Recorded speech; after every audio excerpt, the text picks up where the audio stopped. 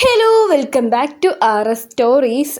അപ്പോൾ ഇന്ന് നമ്മൾ ഈ രാത്രി എങ്ങോട്ടാണ് പോകുന്നതെന്ന് വെച്ചാൽ നമ്മളൊന്ന് ഹോസ്പിറ്റലിലോട്ട് പോകുക കേട്ടോ. വേറൊന്നും കൊണ്ടല്ല, സഹിക്കാൻ വയ്യാത്ത വല്യവനായിട്ട് പോയതാണ്. നേരെ വിട്ടത് മൂപ്പൻസിലോട്ടാണ്, മൺവിളയുള്ള. അപ്പോൾ ഞങ്ങൾ ചെന്ന ഉടനെ ഡോക്ടർ പ്രിസ്ക്രൈബൊക്കെ ചെയ്തു തന്നു മെഡിസിൻ. അതിനുശേഷം ഓൺ ദ സ്പോട്ട് തന്നെ വിളിച്ച് സർജൻ്റെ ഡേറ്റും എടുത്ത് തന്നു. ഒരു സൺഡേ ആയിരുന്നു ഡേറ്റ്.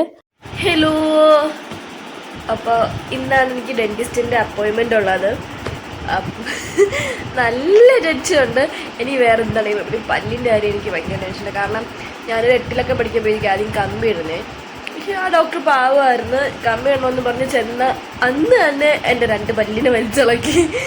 ഇനിയിപ്പോൾ ചെല്ലാതിരുന്നാലോ എന്ന് വിചാരിച്ചിട്ടായിരിക്കും.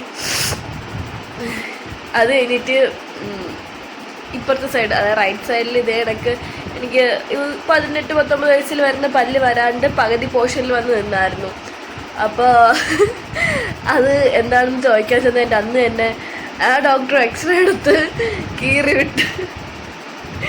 അപ്പോൾ അത് വൻ സീനായിരുന്നു. അത് മറ്റേ ഈ എന്താ പറയാനാ,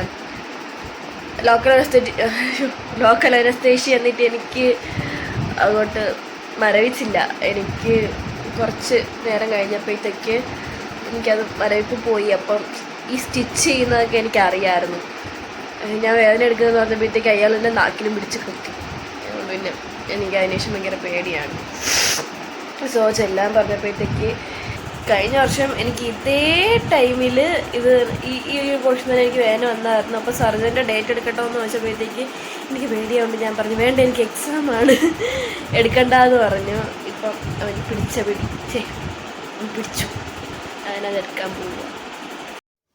ഞാൻ ഈ കഥ പറഞ്ഞുകൊണ്ടിരിക്കുന്നതിൻ്റെ ഇടയിലാണ് കേട്ടോ എനിക്ക് കോൾ വന്നത്. സർജൻ എത്തി, നിങ്ങൾ വരുന്നില്ലേ എന്ന് ചോദിച്ചിട്ട് ഓൺ ദ സ്പോട്ട് നമ്മൾ പിടച്ചടിച്ചിറങ്ങി. എനിക്ക് നല്ല ടെൻഷൻ ഉണ്ടായിരുന്നു. പക്ഷെ ഒരു കാര്യം പറയട്ടെ, അടിപൊളി സർവീസ് ആട്ടോ അവരുടേത്, ഒരു രക്ഷയുമില്ല, അടിപൊളിയാണ്. എനിക്ക് വന്നിട്ട് പട്ടം SIT ഹോസ്പിറ്റലിലെ സുമിത് അങ്ങനെ എന്തോ ആണ് കേട്ടോ ഡോക്ടറിൻ്റെ പേര്. ഡോക്ടറെ വന്നിട്ട് പല്ലിളക്കി തന്നെ.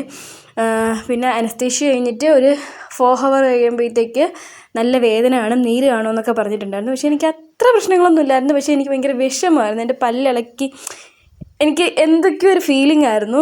അങ്ങനെ ഞാൻ ഭയങ്കര കരച്ചിലൊക്കെ ആയിരുന്നു കേട്ടോ വീട്ടിൽ ഇരുന്ന്. ഭയങ്കര കരച്ചിലാണ്, ഒരു രക്ഷയില്ലാത്ത കരച്ചിലായിരുന്നു. ചേട്ടനെയൊക്കെ വിളിച്ച് കരഞ്ഞ് നിലവിളിച്ച് കോളമാക്കി. അത് കഴിഞ്ഞിട്ട് കുറേ ഐസ്ക്രീമൊക്കെ കുടിച്ചു ഇതിൻ്റെ പേരും പറഞ്ഞ്. പിന്നെ അവൻ തന്നെ ആയിരുന്നു ഫുൾ വർക്കിങ് കാര്യങ്ങളൊക്കെ. ജ്യൂസ് സ്മൂത്തിയൊക്കെ അടിച്ച് തന്ന് സെറ്റാക്കി ഇരുത്തിയത് അവനാണ്. എനിക്ക് പ്രത്യേകിച്ച് നീരും കാര്യങ്ങളൊന്നും വന്നിട്ടില്ലായിരുന്നു. ഇതിപ്പോൾ നമ്മൾ പല്ലിൽ സ്റ്റിച്ച് ഇളക്കാൻ പോകുന്ന ഇടയാണ് കേട്ടോ. അങ്ങനെ പോയി സ്റ്റിച്ചൊക്കെ ഇളക്കിയിട്ട് തിരിച്ചു വന്നു. ഈ സ്റ്റിച്ച് ഇളക്കുന്നതിൻ്റെ തലേന്ന് എനിക്കൊരു ചെറിയ വേദന ഉണ്ടായിരുന്നു, അല്ലാതെ വേറെ കാര്യങ്ങളൊന്നും ഇല്ലായിരുന്നു.